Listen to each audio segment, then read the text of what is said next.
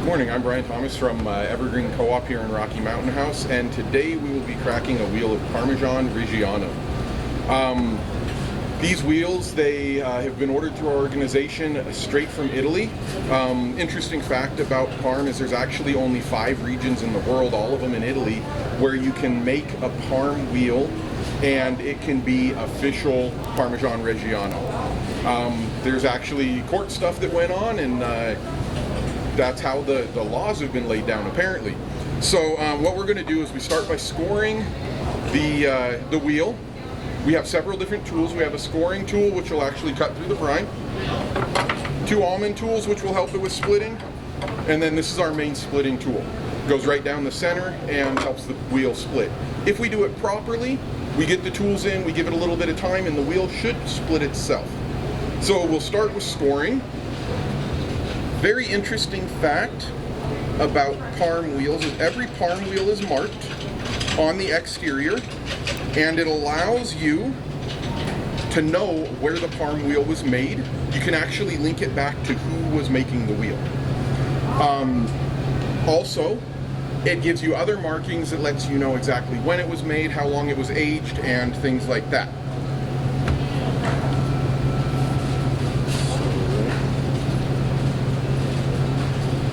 They tell you ensure that you're cutting it straight, and we'll see how I do at that one.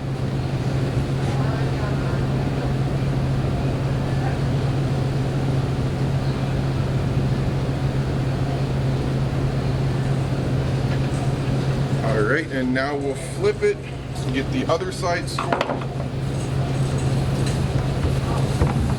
It is a heavy wheel. It's sitting about 85 to 90 pounds. And we'll, that actually wasn't as bad as I thought it might be.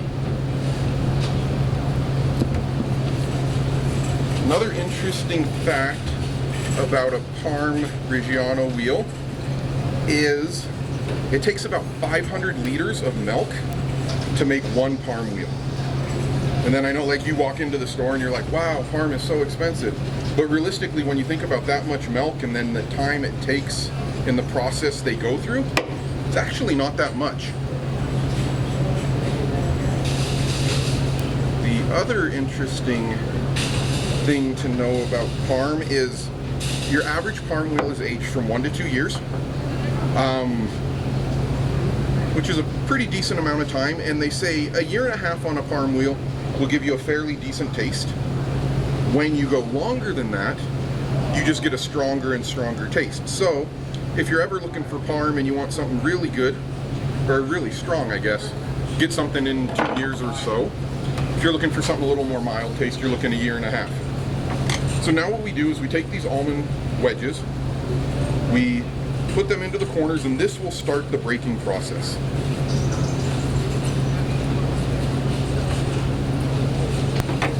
And I can actually already see here on the edge where that's starting it to split.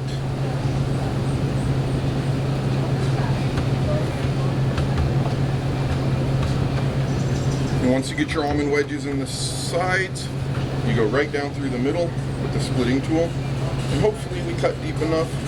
Scoring, yeah, we did. And then we just got to let it sit for a couple minutes, because the goal isn't for me to rip it apart. The goal is, after this, we're going to flip it over, and when we're done flipping it over, it should pretty easily split itself. Okay, so now we've let our Parm sit for a while, give it time to do what it does and separate like it should. Now we're going to remove the tools. We will flip it over, do the same thing, and then very shortly after that, this should be in 2 pieces. It's actually really loose already, so it shouldn't be too hard.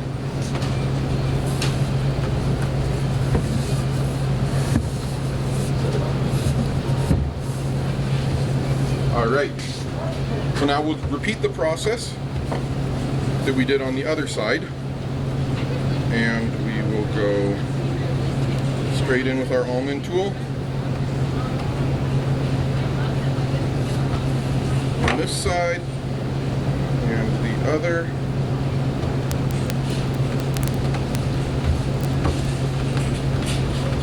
And it does seem to be coming apart quite well. Go right down through the middle. And again, actually I don't even think we need to let it sit. I think we just split it. So here we go. We'll take the one tool, bring it to the other side. And there you go. You got your Parm wheel split. We will be breaking this one down, wrapping it here in store, pricing it, and putting it out for you guys. So hopefully we've got it all the way through the Christmas season for you. Thank you guys for watching this online, and yeah, hope to see you in the store. Thank you.